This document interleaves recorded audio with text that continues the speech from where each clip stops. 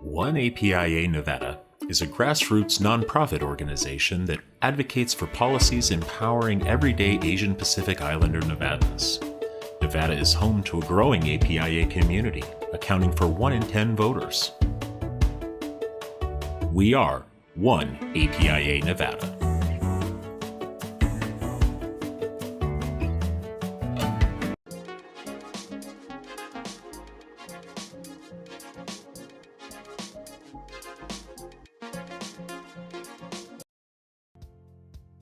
Concili Incorporated is Nevada's premier Democratic campaign firm. Fighting for progressive issues and candidates for over a decade, and proud sponsor of Battleborn Progress.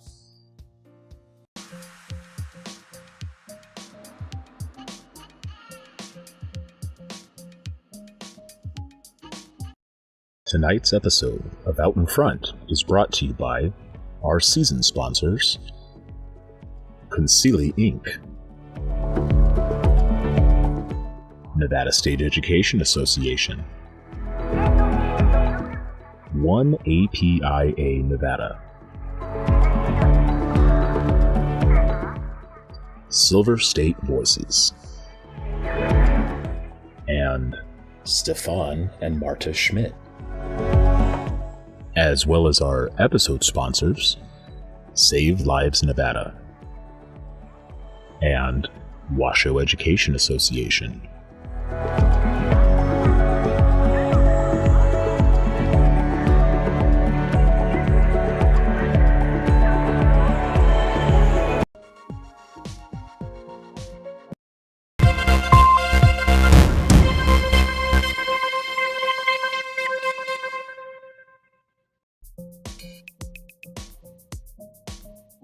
To Out in Front with Annette. My name is Annette Magnus, and I'm the Executive Director of Battleborn Progress. Thank you so much for joining us tonight. Tonight, we are going to be talking about the important topic of gun violence prevention because it's Gun Violence Survivors Week. And so we wanted to have an amazing panel of folks on to talk about the importance of gun violence prevention from a survivor's point of view, and also what is going on in our communities right now, all across the country, when it comes to gun violence prevention, both at the national level and here locally, but other communities as well. So I am joined by an expert panel tonight of folks who can talk to this or speak to this subject. And I'm so excited to welcome some of my very dear friends who work with me all around the state as well. So the first person I want to introduce is Liz Becker. She is a volunteer, and she is also a volunteer with BBP. She's one of our big fans. She talks to me all the time about this stuff. But she specifically on this topic works with Moms Demand Action. The next person I want to introduce is Christiane Brown. She is one of our friends from Northern Nevada up in Reno. She's done a lot of work with us here at Battleborn Progress as well around the issue of gun violence prevention. And she's also a volunteer with the Brady campaign. We also have Gina Morano. She is a survivor and a co-lead of the Nevada chapter of Moms Demand Action. She is also a gun violence survivor. So thank you for joining us tonight, Gina. And then we also have a very special guest, Anthony David Jr. He is the executive council member for Brady Team Enough, and he's going to tell you all about the important work he's doing with them. So I want to welcome you all. Thank you for joining us tonight. Liz, I'm going to bring you in first, just to tell us a little bit about what you do with Moms Demand Action and what your chapter is doing here in the state. You all work with us quite a bit on gun violence prevention issues. And why, this week is so important to, make sure that we're holding space for gun violence prevention survivors, or gun violence survivors, I should say. So Liz, come on in. Thank you for having us, Annette. This week is a really hard week for a lot of us, but it's also really important that we hold survivors in our hearts and we lift up the names of those who are no longer with us. So Moms Demand Action is a national organization, and our chapter here in Las Vegas has been around since 2013. And I joined Moms in 2014. A lot of you I know remember Brooklyn Muller.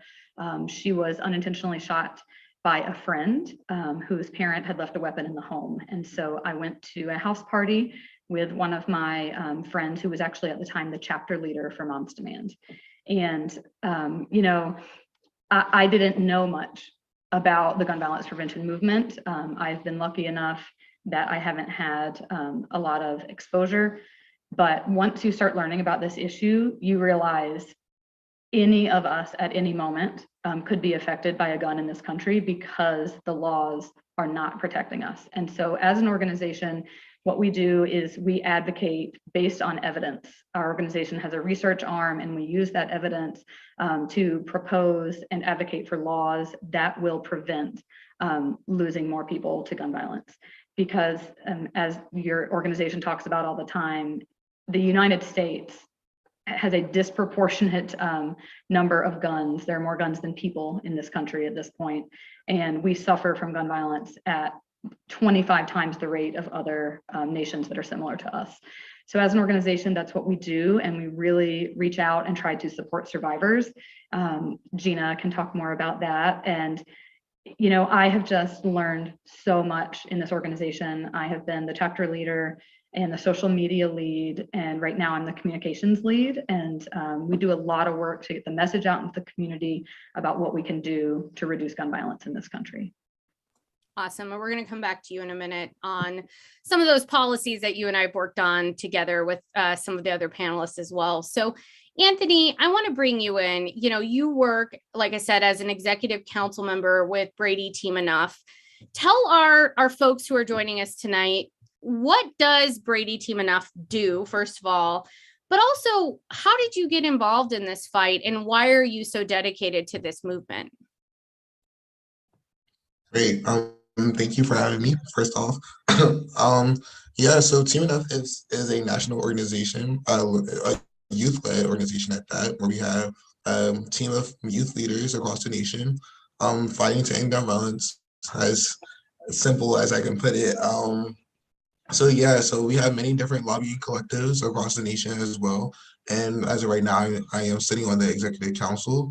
So what we do is we meet about every week and discuss about different initiatives and different things that we can do to help our communities that we are either in, or communities that we have our local chapters, or even communities that we don't have a huge presence in, trying to get our presence known and trying to expand as much resources as we can and as much time as we can to help the communities that are impacted most by gun violence. I'm currently, I'm not currently in DC, but most of my work is in DC.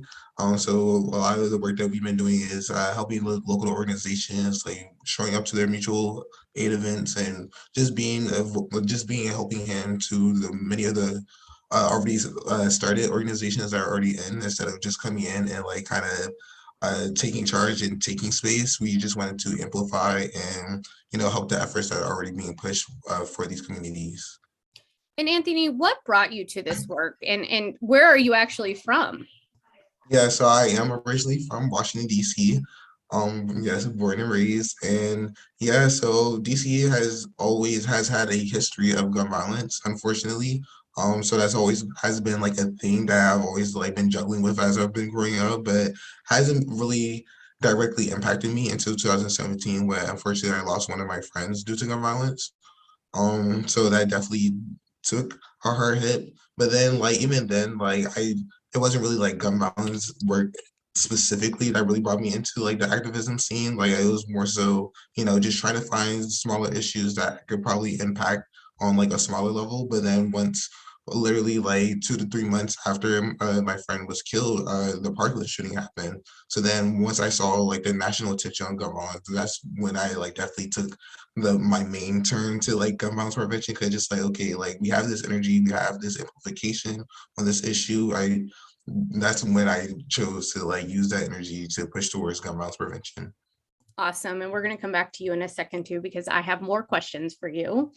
So Gina, I want to thank you for joining us. Thank you for being here. Please tell us your role with Moms Demand Action and, what has been the most important part of you working with victims, survivors, and what made you join the fight to end gun violence? Thank you so much, Annette. I'm so happy to be here. During this week, it's really important to me personally, just to uplift my story of being a gun violence survivor and also to share the stories of other gun violence survivors. I joined Moms Demand Action. I started to come around actually after the Parkland shooting.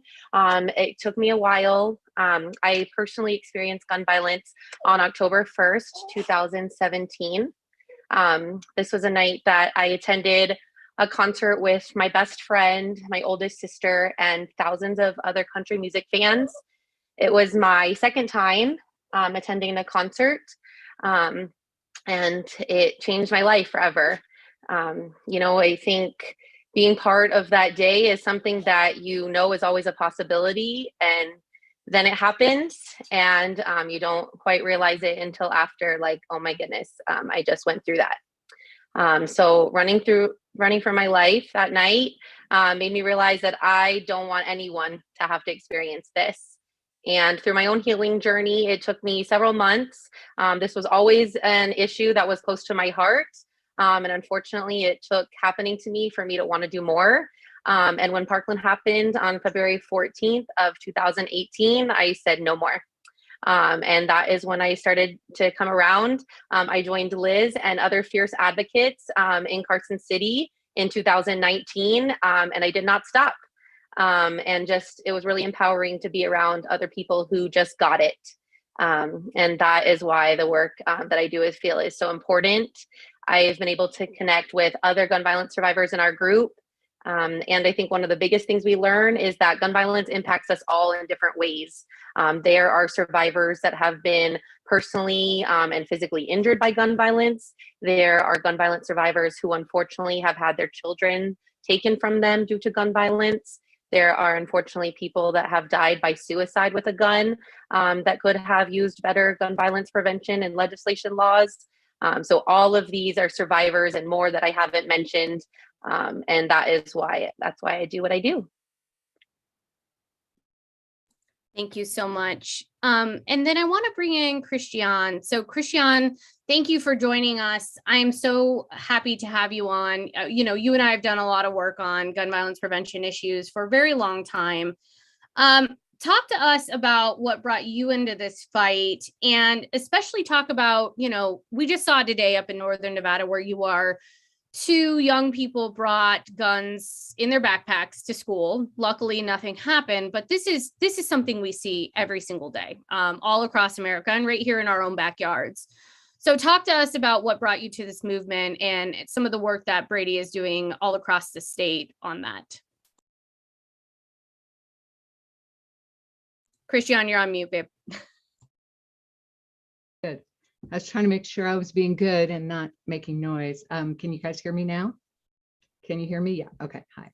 Annette, I just want to thank you so much for everything that you've done, everything that Battleborn Progress does for these issues and keeping them in the forefront of everybody's minds. And I think I'd be remiss if I didn't also mention Heather Sallin, who is not here, but who is also a survivor of the shooting, the October 1st shooting in Las Vegas. And, we're very close friends. And so I see her trauma daily. I've been on this journey with her. We were friends before it happened and ever since. And it doesn't ever go away. It doesn't ever go away. And I don't think we talk enough about survivors.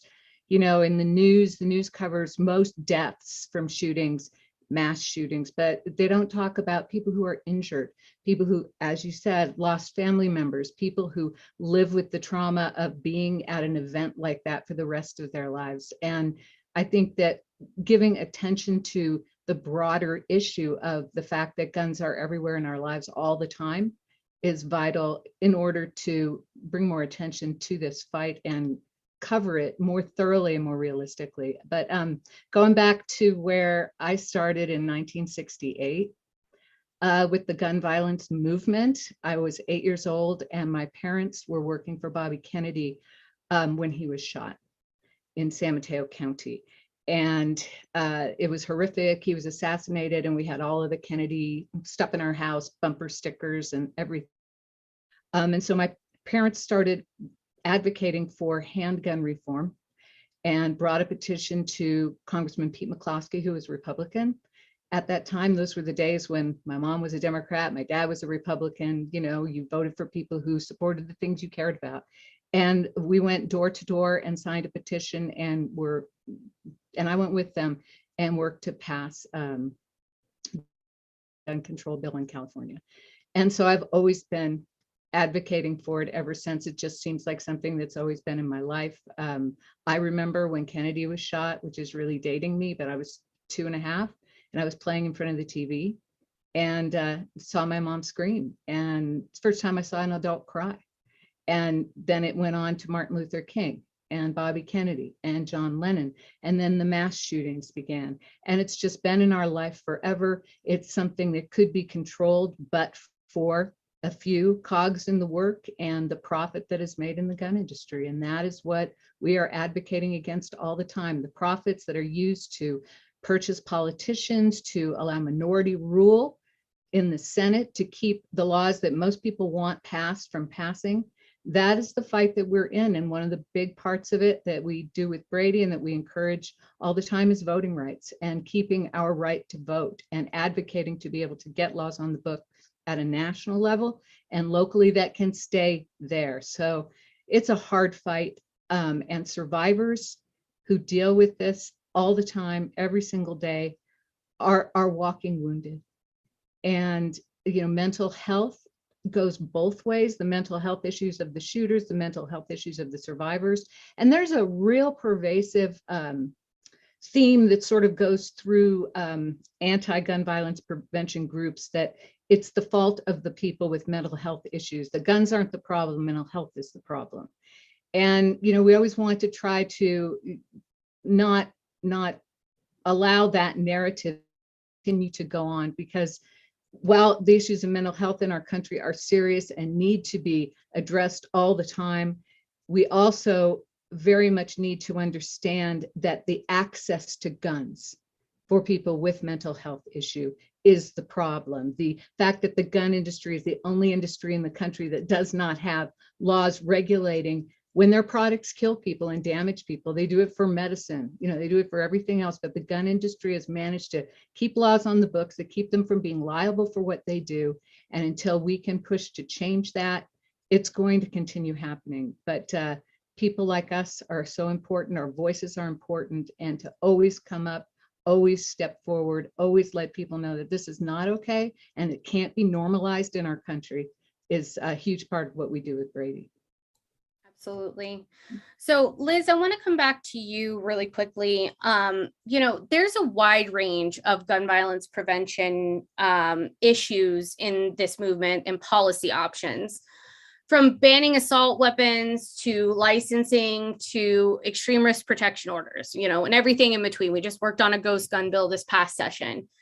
In your opinion, what policies help survivors and victims the most, and where should we be headed, not just in Nevada, but all across the country? Yeah, so to answer this question, I think it's important for people who don't do this work all the time to understand that every gun violence victim, there's so many different facets of how people become a victim of gun violence. And if we don't address each different thing, then we are leaving victims out.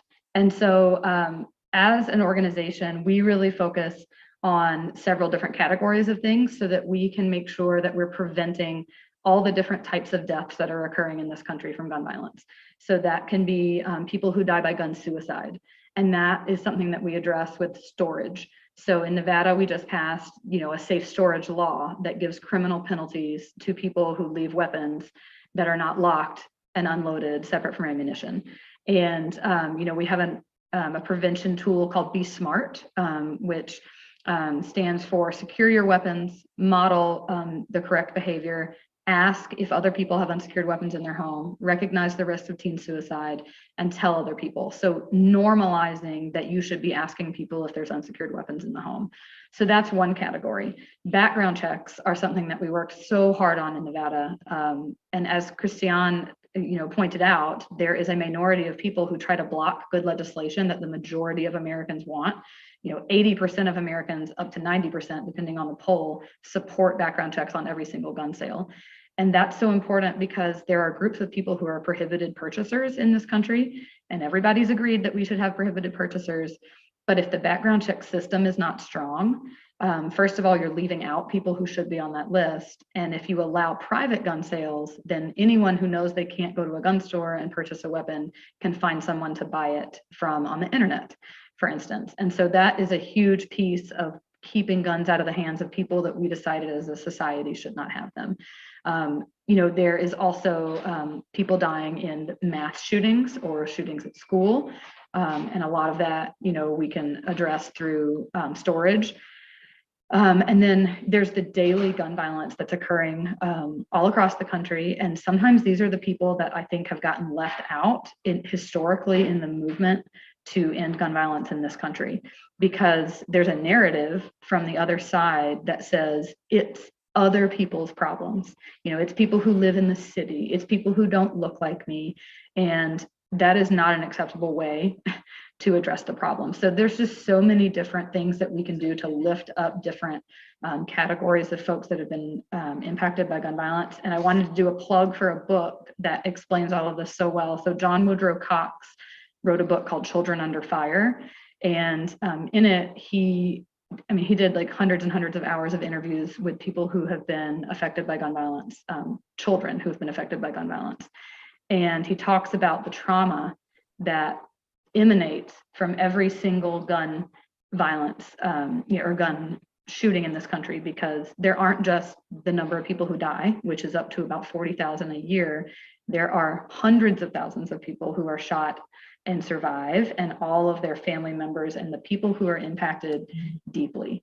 And so as a movement, that's what we're trying to address, is to prevent all of this from happening in the first place. And one thing that I think we really need to work on in Nevada is banning open carry. And Annette knows all about all of the issues we've had with addressing that because of preemption, but it is a threat to people when people are allowed to carry a long gun in public. It's a threat when you don't know whether that person intends harm or is just walking around trying to show their macho-ness. So I think banning open carry is the next thing that we really need to work on, because it's not acceptable in the 21st century. So. Thank you for that, Liz. I want to come back to Anthony. So Anthony, we talk a lot about young folks in this country getting involved in the gun violence prevention movement because, gun violence disproportionately impacts you all, but it also disproportionately impacts people of color. And we focus a lot on suicide, domestic violence, mass shootings, etc. But there's much less focus on community violence and frankly, police violence as well. So can you speak to these issues and also talk about what policies or programs you'd like to see to address these issues, either locally or nationally? Yeah. So, and I guess, I don't know. So when we think about survivors and we think about people who, are surviving gun violence, we think about people who are like directly like in a situation or like directly like related to a person who's been killed. But I feel like with people who are like in the inner city, people who are seeing gun violence on a daily, it's kind of like there's like a cloud of trauma that is like happening. There's a cloud of like grief, there's a cloud of trauma, and it's just a cloud of just like bad energy that is just happening within these communities. And it's just kind of hard, like having these kids worried about going to the playground, or just worried about walking to school, or worried about just doing anything daily, any daily activity, just walking through their own neighborhood. It's just kind of traumatizing, and it's definitely something that's impacting a mental health thing that's impacting them on like a daily, and like it's I don't know. So it's just like you don't have to necessarily be a part of the gun violence, but you could definitely be like in the community of gun violence and still feel the effects of gun violence, if that makes sense. So as far, especially with like the over policing as well within these communities, because a lot of like our political leaders choose to address gun violence with more policing, which might not always be a necessary solution to gun violence. So having more police officers in your community as well can be another thing that adds on to trauma, another thing that adds on to other things such as profiling and what more. But yeah, so it's just like, I don't know. So it's just kind of weird because it's just like a lot of these issues kind of snowballs into other issues. So when I think about what policies can be put into place and what policies can help these communities, I definitely like seeing policies that kind of reallocate money into these communities, because a lot of these communities that live in these kind of traumatic events don't have the necessary tools or necessary resources to deal with their traumas, such as mental health facilities and healthy food options as well. Like a lot of these people are malnourished. A lot of these people are dealing with a lot of socioeconomical issues other than just being in gun violence. So it's a lot of things that are at play with these people, and it's definitely something that I would like to see change as far as policy goes. Like I said, like the reallocation of money and the more funding for these communities. 'Cause a lot of the times within these communities, especially in a place like DC, where we'll have people who come in, but not necessarily come in to better the community, just to come in to change the community and just kind of erase erase the people in the community and kind of push them outside of their own community due to gentrification and other efforts like that. And then I feel like a lot of the times, like somebody mentioned earlier, where it's just like a lot of people are kind of separated from these issues because it's just like, oh, like that only happens in their community, like it's their fault, like they're the ones who's in that issues, but yet never want to address the historic issues of redlining, for example, where people are being purposely put in these situations and purposely historically put in these situations. It's not like these people are choosing to live in the communities like this, but like nobody's saying let's move to the community where most of the where the gun violence are happening. Like no, these people have been living in these communities for generations and generations due to a lot of issues. So to answer your question, as far as like the policy goes, again, more policies to reallocate money to help better these communities. Thank you for that, Anthony, and thank you for adding your voice to all of that, because I think it's so important. Gina, I want to come to you as a survivor. You know, we were just talking about the trauma that is inflicted on our communities, and I think, you know, there's a universal trauma that happens in communities when you know, gun violence happens. I know I didn't survive 1 October, but I just know even when I drive past Mandalay Bay, there's not a moment I don't think about it, right? And it's constantly there and it's constantly present when something horrific like that happens in a community. So when you're a survivor, I can only imagine it's 100 times worse. So we often forget that trauma extends not just to the people who were involved in the violent event, but it extends to their families, their friends, even the community. What is the most important aspect of supporting not just direct survivors, but communities who are dealing with the trauma related to gun violence? And how do we go about making change around that as well? Thank you. I think, you know, acknowledging that is one of the biggest steps at first. You know, one of the most important things we can learn and understand about being a gun violence survivor or being impacted by gun violence in any way is that everybody's story is different. Everybody witnesses or feels different things. Everybody has a non-linear journey of healing that has ups and downs and days where you can and days where you can't. And I think just bringing awareness to that issue is one of the most important things to me in general, of just acknowledging of what we have gone through as gun violence survivors. I think also a really big thing to do is to have communities or to have support available in these communities. For example, you know, after Route 91, there were several services available to people that were impacted, and there were several opportunities for people in the community to get together. But one of the most important things that I've actually experienced here was in the healing garden. And hearing how people came together to donate and give that opportunity. And I think an opportunity to help in some of those situations is really important for community members that are impacted and worried and sad and angry, but feel like they don't have a place to share, but they can share their time. So I think those opportunities are important, and I hope that there's more of those throughout different communities that are impacted, because I think that would be a wonderful idea, just to have places where people can go and either donate blood or things like that. Obviously, mental health resources are crucial when we're discussing gun violence survivors and communities impacted. One of the most important things I've actually learned through Mom's Demand is just the awareness of the funds through the Victims of Crime Act. That can be really, really powerful for families that have been impacted by gun violence. And in Nevada, we actually don't use the federal funds through that act. So we have Nevada office, but we don't use the federal funds. And that would be really, really helpful for some gun violence survivors, especially when we're talking about city gun violence, especially when we're talking about vulnerable communities that have several family members in their home. Now we have generational trauma of people that are impacted, whether that's brother, cousin, auntie, anybody. It's really, really important to have that availability. As a licensed clinical social worker, I can tell you that the amount of therapists that have moved, which is a totally different session for another day about healthcare, but that have moved from providing populations that have Medicaid has really decreased. A lot of people have moved to private pay, and we need to look at the bigger issue of that as well. So I think just having the opportunity, having mental health counseling, and being empowered to share your story, and acknowledging that anybody that has been impacted is a survivor of gun violence, and no one story is more important than others. Thank you for that.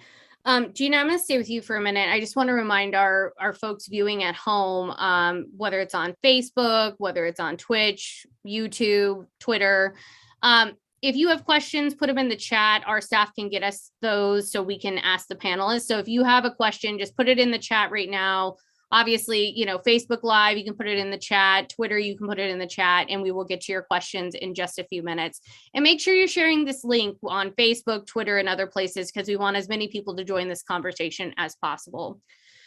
So Gina, you're talking about healthcare. You're talking about mental health. I mean, so many of the issues that we work on at Battleborn Progress are intersectional with gun violence, right? All of these different things intersect. So in your perfect world, what support could we offer gun violence survivors? What support and policy changes could we offer gun violence survivors that would make a difference, not just changing gun laws, which obviously we need to do, because that's how we make sure there are no survivors after this. And it's a thing of our past, right? But moving past that, how do we support people who have been survivors or have been victims of gun violence and their families, their friends? And what can we do either on a national basis or a local basis to change those policies and offer more support? I think absolutely. Even just your organization having this week is really impactful for gun violence survivors to be acknowledged. And I think that is important too, to recognize that I have come a long way in my journey to be able to acknowledge this week. And there are other survivors that may not have that capacity. So just acknowledging that everybody is on their own terms. I think sharing and uplifting stories when survivors are asking you to, you have no idea how far that can go. I have met so many amazing people through my work with gun violence prevention, and just being there and just acknowledging that I hear you. It's awful that you experienced that, and validating that experience, I think, can really be helpful for community members. I think sharing anything that has to do with the broad range of survivors that we talked about, and not really narrowing it, kind of like Anthony and Liz were discussing about, not narrowing it to this one singular view of gun violence survivors. And I think that we tend to do that as humans because we check boxes and that's just who we are. But acknowledging that there's probably someone in your personal life or professional life that has been impacted by gun violence and not ever spoken about it, And so watching our terminology when we're using different things like that too. We're not, committing suicide. Somebody died by suicide. We do not have gang violence. We have community violence. We have group violence. We have cities that are impacted by gun laws. And of course, like you said, we can go into laws all day, every day. I would have a huge list of the gun laws that I would like passed that would help my personal journey. And then I have a lot of laws that I would like passed for the survivor friends that I've made for their own personal journeys. And I think one of the biggest things to look at too is realizing that you can do great work in your state and you can do amazing work, but at the federal level, when it comes down to it, we really need help there. And I think everyone always, of course, points to Chicago, Illinois for that too, of, well, look at Illinois, look at all these gun laws. And then if you take a look at the neighboring states, it's not so helpful. And like I said before, I could go on this all day, and it's really, really hopeful to be on a call with other people that acknowledge all of this as well. But I think really uplifting these stories and realizing that there is no one size fits all when it comes to gun violence, and we need to be there and support and validate for every single one of them. Gina, I have another question for you. So as a survivor yourself, what do you see is the biggest obstacle that survivors and victims of gun violence face right now? And what do you hope to see change to make those obstacles go away? For my personal story, I think one of the biggest obstacles for me is losing hope when we don't have some of these, gun sense legislation passed. I think a big obstacle is when there's people that have not experienced gun violence trying to tell you, and in the same manner, realizing that not all gun violence survivors advocate possibly for gun sense legislation. And that's something that I've had to come to terms with, that this is important to me. And this is a really crucial part of my story, but it's not on the healing journey for some other people that have experienced gun violence. And the only thing that I would ask to anybody, whether it's been personal or not, is to just acknowledge and realize that there's nothing. I learned this one time in my training as life fellow social work too. There's no way to say I'm sorry, or when people talk about grief, to just want to share and want to get in there too. I think one of the most important things when we're talking about this is that we, as gun violence survivors, don't need to be told what happened to the person that completed the shooting. We don't need to be told other perspectives of it. We need to be heard. And I think that's just a really important thing that I would hope, if the obstacle is not to join us in passing these gun legislation, to at least hear how we were impacted and don't try to tell us why it's important to us. And that's something that, we just work on constantly. I personally work on constantly, because everybody's different in their own way. But my obstacle is people not understanding and hearing that this needs to be passed for me to feel safer. This needs to be passed for mothers and fathers who have lost their children due to gun violence. They need these to be passed. So just to be heard. I hope an obstacle is that everyone can listen and hear them. That makes total sense. Thank you for that. And thank you for sharing. Christiane, I want to come to you now. And just a reminder for those at home, if y'all have questions, please put them in the chat below and we will get to them in just a few minutes. Christiane, we were just talking about this a few minutes ago, but Nevada has come a long way as far as positive gun violence prevention policies over the last few years. We've done a lot of work on that. How do you think we can continue moving forward on this issue? And what policies would you like to see in the future, specifically policies that help victims and survivors? Well, I think that the biggest way to keep moving forward in the future is vote and help protect our vote. That right now is the most important thing that we can do for gun violence survivors. It's the most important thing we can do in this nation right now if we don't want to turn into a world that doesn't take into consideration the safety of others. And also countering misinformation. I would like to see more studies done in Nevada. I would like to see more hearings held. I would like to see more information. It's so interesting when we were testifying, Annette, at for the ghost gun bill. And you just hear the very same arguments every single time. out of anybody who's speaking against a gun bill. And Gina's comment about Chicago, that's a regular one. It's in their playbook. They say the same stuff every single time. And those comments are not refuted. Those regularly refuted because you get to testify, then they get to testify. And you can't go back in with the bullet points of how every single thing you said was absolutely wrong. And you're getting your information from this same exact source. But we can arm ourselves with that counter information. And I think spreading more information about survivors is vitally important, about the people who survived a gun injury, about, doctors are very frustrated by that because they treat victims of gun injuries in communities all over our country, and they never hear them talked about on the news. They never hear about people except when they die, generally, or if they're a high profile person. But people are being shot all day, every day in our country. It's ridiculous. It's absurd. It's crazy.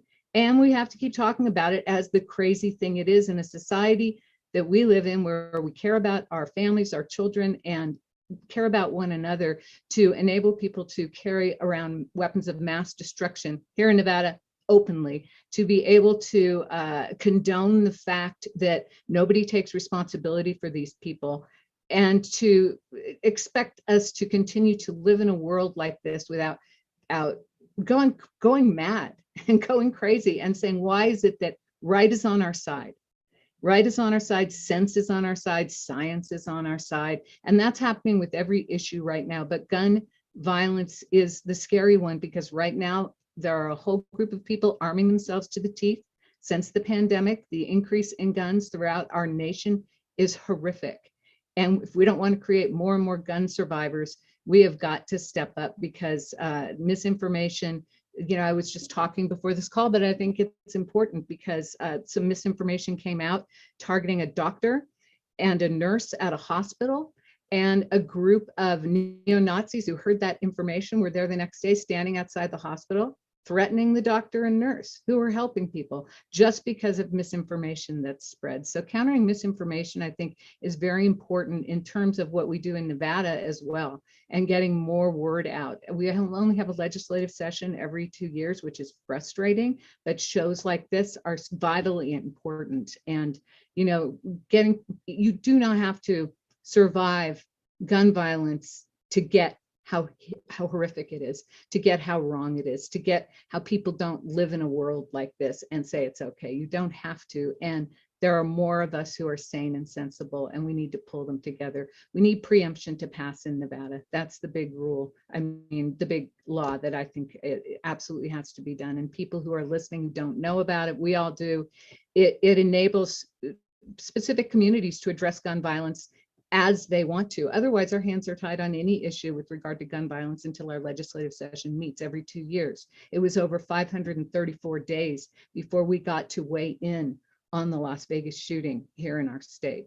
After that happened, got to weigh in on bump stocks. So, that is a big thing that has to happen in our state, is being able to address issues in between time, not have to wait every 2 years, and being able to address issues directly in our communities where we can help people. Thank you for that. I want to open this up to all of you, and feel free, anyone can jump in on this one, because I think this is really kind of one of the root causes that we like to talk about here at Battle-Born Progress. Is I truly believe gun violence prevention is a public health crisis. I think it is it's an epidemic. It is something that is just so ingrained in American culture, our society, and it's frankly, I find it disgusting. And I'm saying that as a gun owner, by the way, and I find it horrible that we cannot pass better gun laws in this country to keep all of us safer. So how do we deal with this as a public health crisis?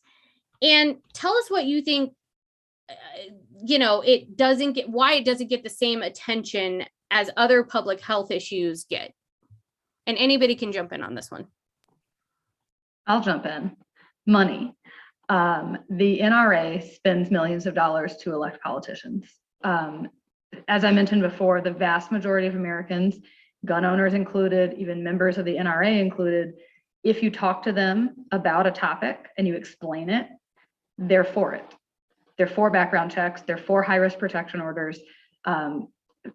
Most gun owners are even for banning assault rifles. So the problem is who has been elected in the past. And this is something that we've been addressing and that we're going to continue to address. So for instance, Lucy McBath in Georgia, her son Jordan was murdered by a man at a gas station because Jordan was in a vehicle with his friends playing music, and the poor man just couldn't take it and decided that he would open fire into a vehicle full of children and murdered her son. And I do not like to put on to victims, for instance, Emmett Till's mother, to put on them, this is your job now to go and fix our country. But she took it upon herself to say, I will not tolerate this anymore, and I'm going to run for office. And she won the seat that had been Newt Gingrich's seat in Georgia. We just elected the 2 senators from Georgia, and gun violence was talked about in their election. And if we can continue to lift up people and have them run for office, not based upon the money that they're going to get or the fact that they were recruited by these different organizations and these lobbyists who want to elect them so that they can block legislation that the majority of Americans want, then that's how we're going to be successful going forward. And Moms Demand Action actually started a program called Demand a Seat. And multiple people in Nevada have taken that program, and it trains people to run for office and to talk about these topics and to have all the information so that they can, speak to voters and get elected. And that's what we're going to have to do, because the sentiment in the country is there. It's the money that's electing these people, preventing these laws from getting passed.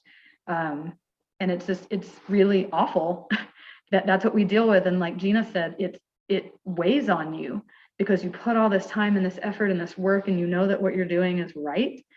And then, the bad guys, quote unquote, can win.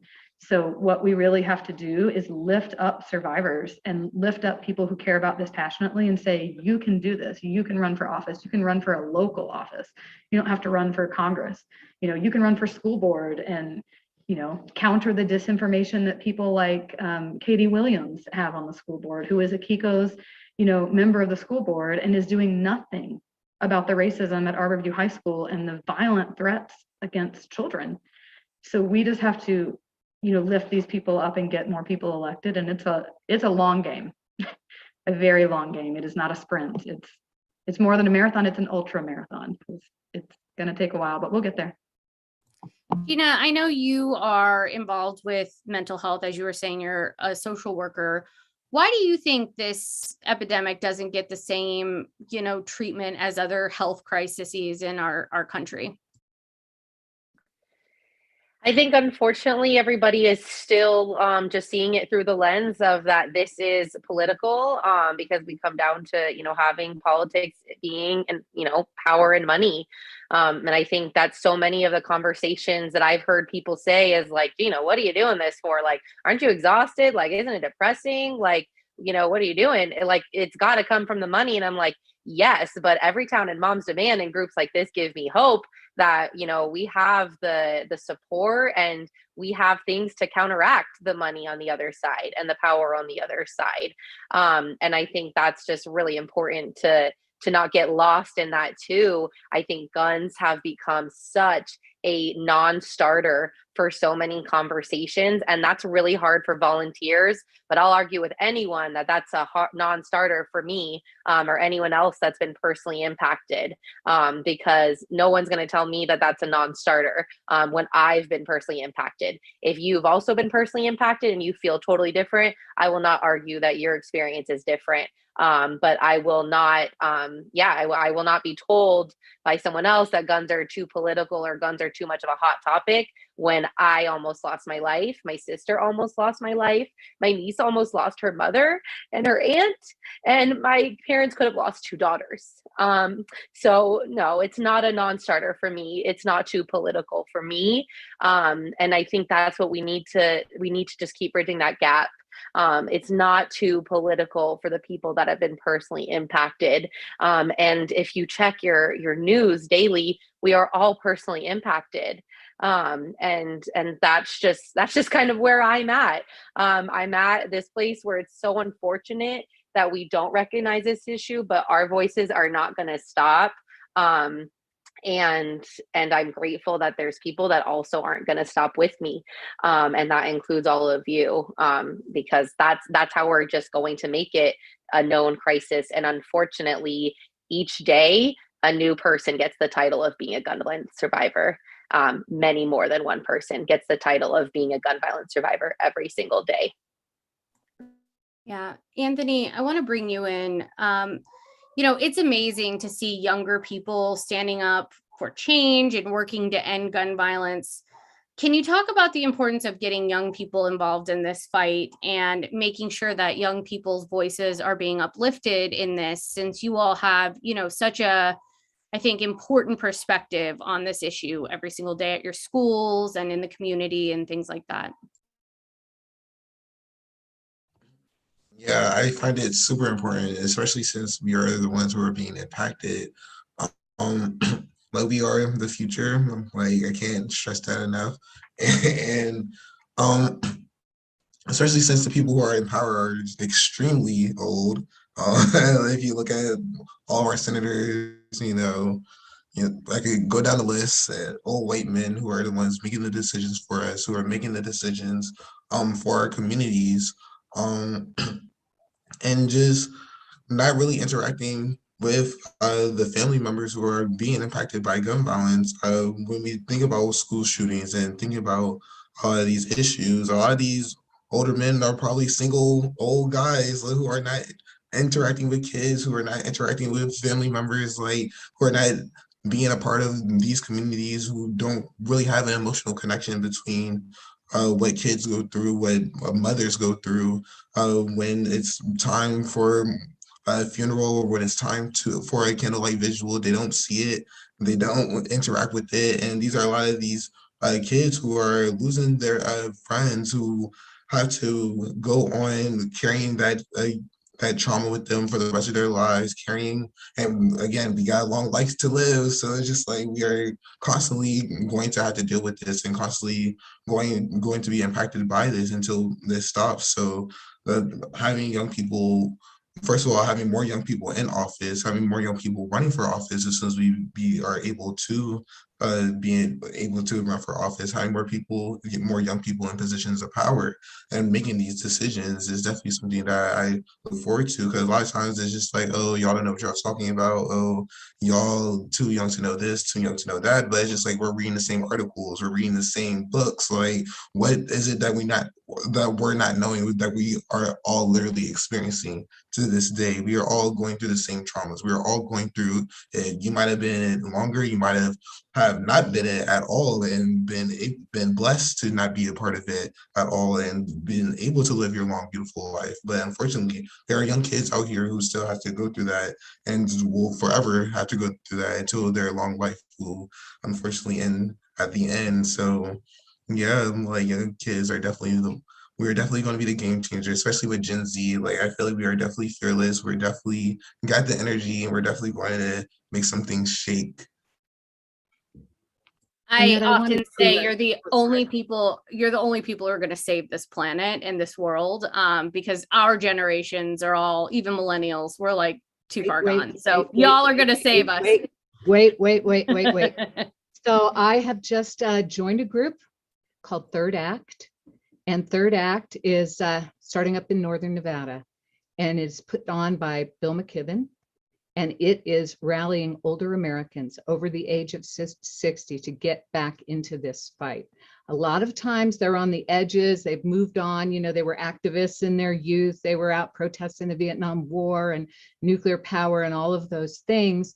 And they felt marginalized, they haven't been brought together. So what Third Act does is it mobilizes 60 plus Americans who actually are the fastest growing population in our country, and gets them, make sure they're registered to vote, make sure they're fighting for voting rights, for climate change, for gun safety, for all of the things that are important. So don't count us out. We are not too far gone, Annette. And I'll come on Battleborn here and tell everybody about this group, because it's fantastic. It's one of the fastest growing activist groups in the country right now. And we are all going to stand in this breach. One of the things I was thinking about when Anthony was talking is there's always a focus on what divides millennials from baby boomers, or, people in one area from another. We focus so much on what divides us instead of focusing on what we have in common.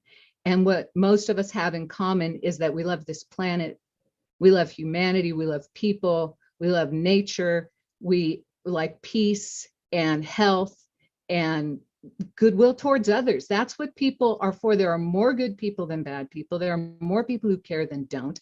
And it's only money that separates us. And the only way to get the grip of money off of everything that we care about in our country, including gun safety, is to work on blocking voter suppression. Because right now, getting young people to run for office is fantastic, but we've got to make sure that they can win. We've got to make sure that they're not marginalized, that their area is not redistricted, that we have drop boxes in the areas that we need. I don't think people realize that on Friday, there was just a petition put in for a ballot initiative that will take away ballots being sent to every registered voter in Nevada automatically, and also that will require voter ID. And that's a ballot initiative that's right there on the books. It's happening now. So anything you want to fight, anything you want to stand for, it all starts with voting. So if you're for gun safety, you're for voting rights. If you're for climate safety, you're for voting rights. If you're for education, you're for voting rights. And this is all of our fight. And if we don't make sure that we can break this gridlock on the ballot box, everything we care about is just going to be minimalized because we don't have the money to influence that.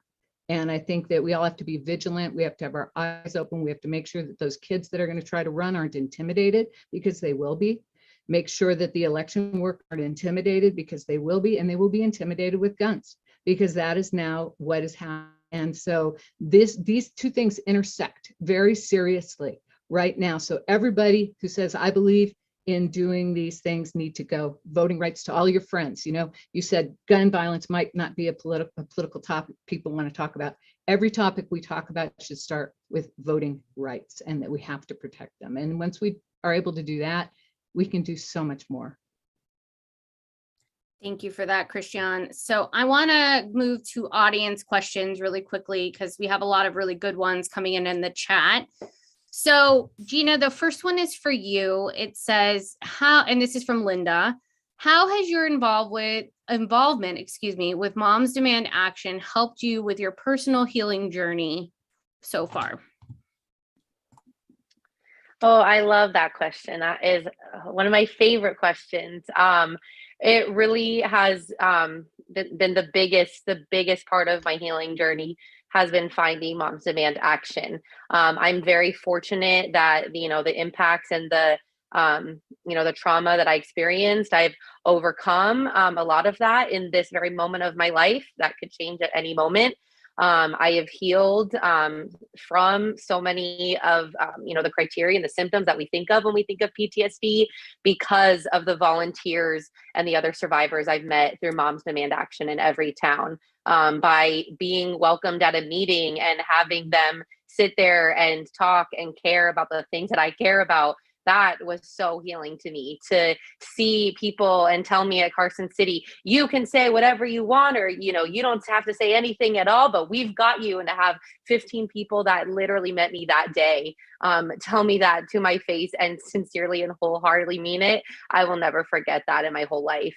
And that has been so, so powerful for me to go to Carson City and to hear Assemblywoman Sandra Hadagi, who's a gun violence survivor and a fierce gun sense advocate, pass background checks in Nevada and help that legislation to ban bump stocks in Nevada, which was used in the shooting that tried to take away my sister and my life.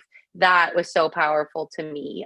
That is healing to me, and that's hopeful to me, to be in a training in Las Vegas in January 2020 with Everytown Survivor Network fellows and hear their stories, have them visit the healing garden and tell me, wow, I can't imagine that. And me being like, me imagine that, I can't imagine what you're going through. That is healing and powerful to me. So across the board, it has been the biggest thing for me. And I got my sister involved in it. And that has been really, really powerful and meaningful to me, because while we have different experiences completely, because we are our own people, to get to do that with her by my side and with our entire family support has just been really, really awesome. So it has been the most healing and powerful for me to be involved in this work. Thank you for that. Liz, I want to come to you really quickly for this question from Steve Horner, our dear friend Steve. Do you think having the ability to sue gun manufacturers would bring some help to survivors?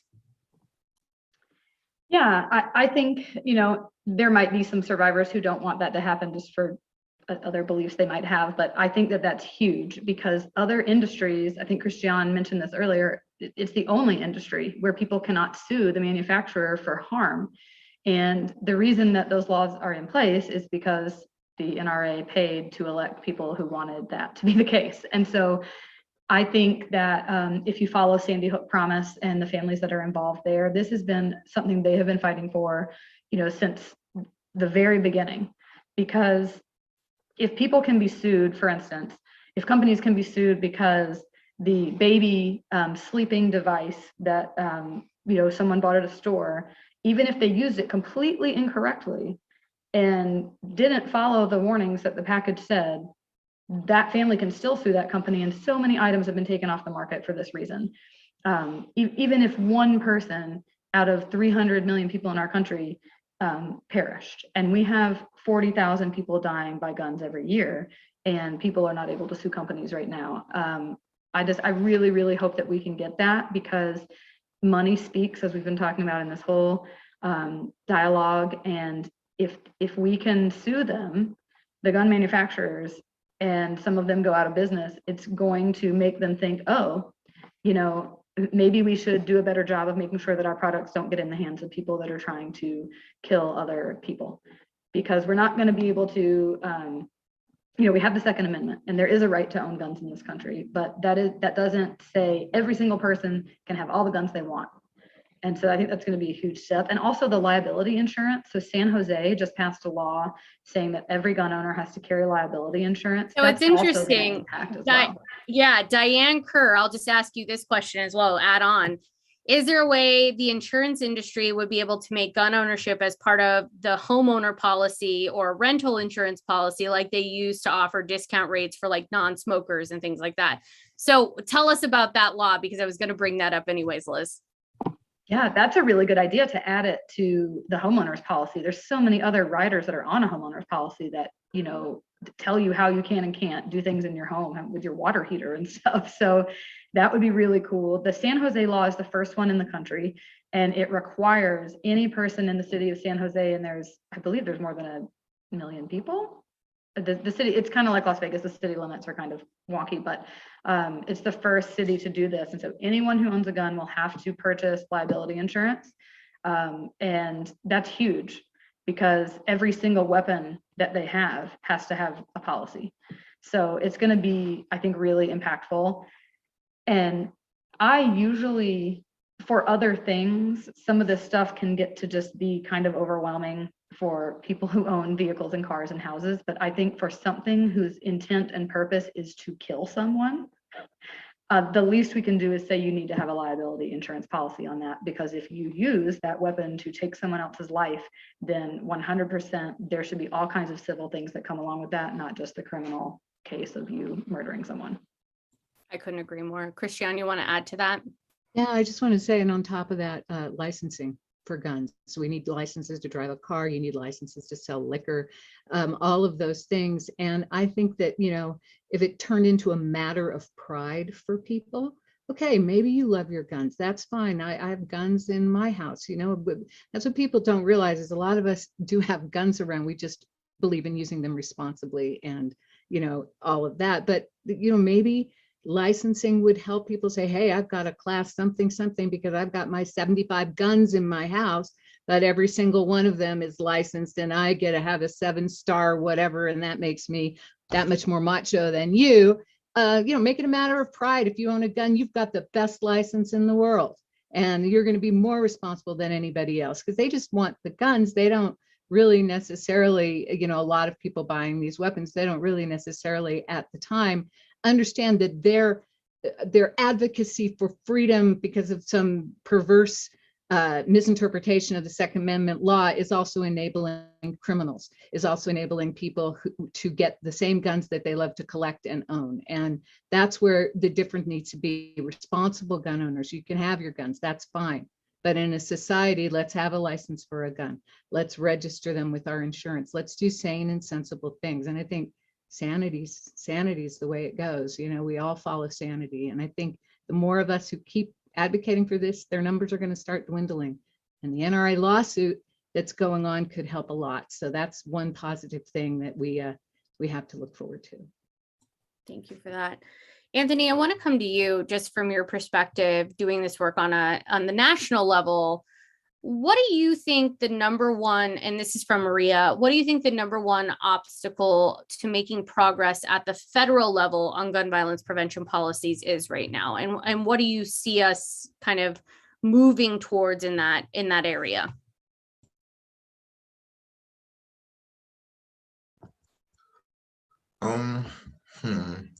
The number one obstacle, I mean, I guess as we've been mentioning this whole panel, it's a money issue, it's a government issue, it's a sponsor issue. Like a lot of these big corporations such as the NRA is sponsoring and are the ones who are picking our political leaders and sponsoring our political leaders.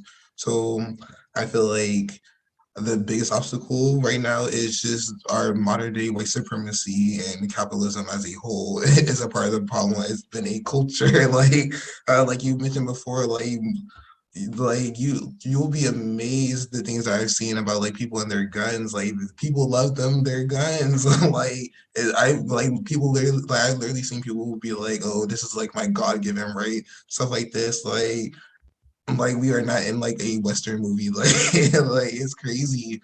So I feel like just our overall like patriotism and like our overall like idea of being an American and just like and like you were saying earlier, like the Second Amendment and like how it's like enabling all of this stuff, like and like the machoism and stuff like that. So I feel like I don't know, it's just culturally the American culture is the obstacle. Like culturally for generations, our culture with guns and our like relationship with guns, just like we're addicted to them, unfortunately.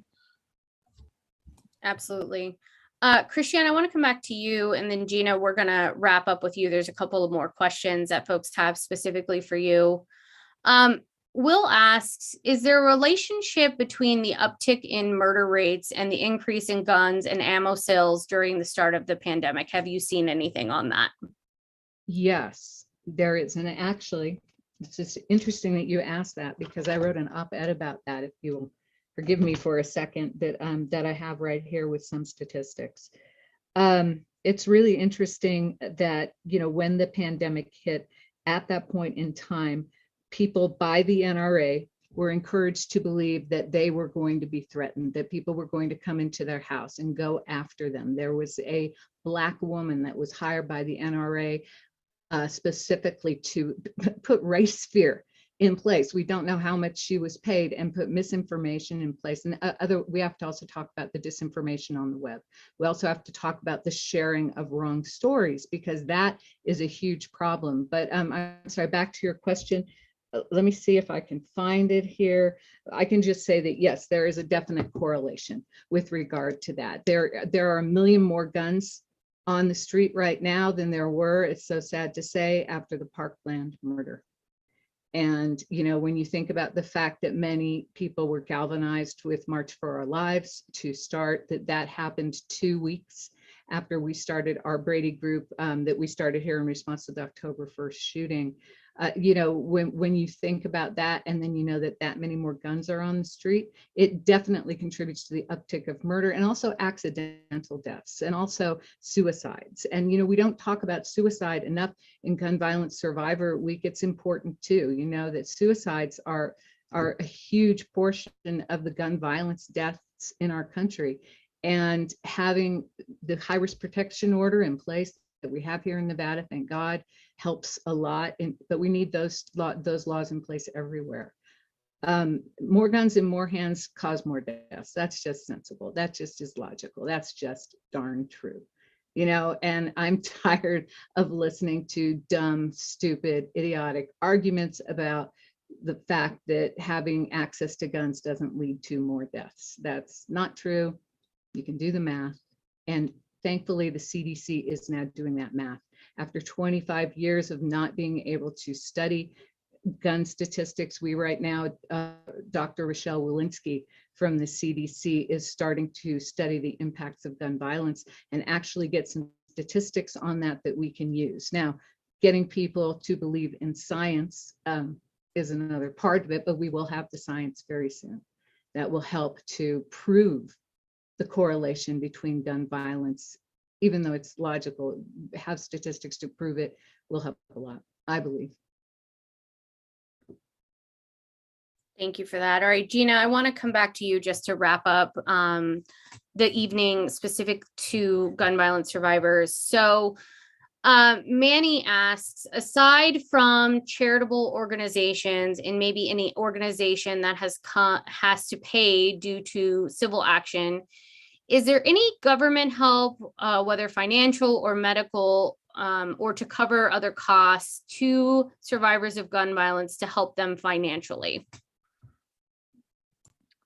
The major thing that I know of that people have utilized is the Victims of Crime Funding Act. So we have that in Nevada, and then, of course, for Route 91 survivors, there were federal funds accessed for that.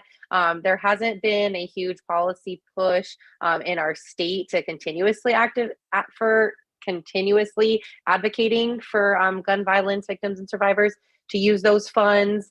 And I'm not sure at a local level of any specific groups that target gun violence victims and survivors. I know across the nation, like Liz was kind of suggesting, a lot of times when someone has been impacted personally, they have an organization.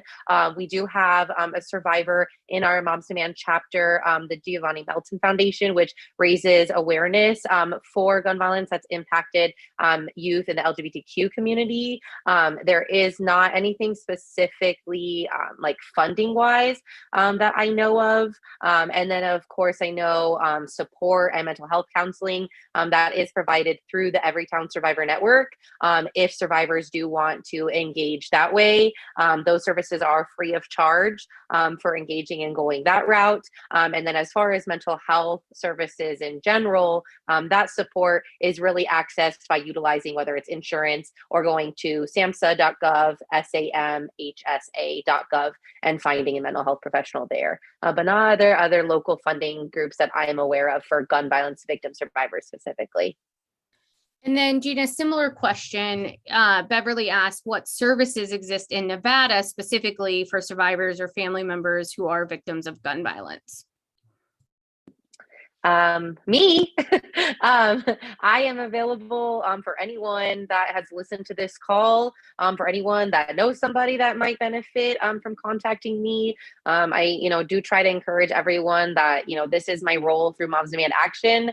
However, I am open to just chatting and getting coffee if someone identifies as a gun violence survivor, letting them know different ways they can get involved. As you can see on this call, there's not just one way. You can get involved with Brady, you can get involved with March for Our Lives, you can get involved with Giffords. There's so many ways. I personally have, enjoyed the Everytown Survivor Network, the approach that Moms has on survivors and lifting those stories. I think another service opportunity for survivors would be to either share their story at a national level and get the support that way, or to reach out to me and I can connect you to resources locally. But like I said, there's no other organization that I'm familiar with. If anyone else does know, please feel free to chime in, but that targets gun violence victims and survivors specifically.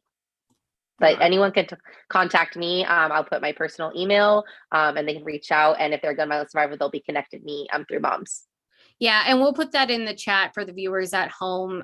So if you're watching this, you can get in touch with Gina, or if you know somebody who needs support due to gun violence, we'll definitely put that in the chat as well. And, we're putting all of these organizations' information in the chat. So this way you can get in touch with these folks and talk to them after this, because just because it's Gun Violence Survivors Week, this doesn't end. This is ongoing work for all of us, and this fight will continue past this. So Liz, I'm going to come back to you and we'll kind of go around. How do folks get involved with Moms Demand Action, and how do folks find you? Because you are very active statewide and here in our communities. Yeah, I'm so glad you asked. So the easiest way to get hooked up with moms is to text the word READY, READY, to 64433. We obviously during the pandemic have been doing virtual meetings, which has actually made it easier for folks because a lot of times, it's hard to drive across town to attend a meeting. So our meetings have been online. You can also follow Moms Demand. So it's at Moms Demand on social media. Our Facebook page is Moms Demand Action Nevada. And this week is Gun Violence Survivors Week. So if you search the hashtag GB Survivors Week, you'll find some things. And then right now we also have the Moments That Survive. And so you can, if you do hashtag GB Survivors Week, you'll probably see some of the moments that survive. And so the website for Moments That Survive just has so many different stories of people's loved ones. And it's really beautiful. It can be very heavy, obviously, but it just really, highlights every single life and how each person who has died due to a gun was someone's child, someone's parent, someone's cousin, someone's spouse. And it's really, really a beautiful way that you can get involved. So I would definitely say to do that. Thank you for that, Liz. Christiane, how do folks get in touch with you and all the good work that Brady is doing up in Northern Nevada?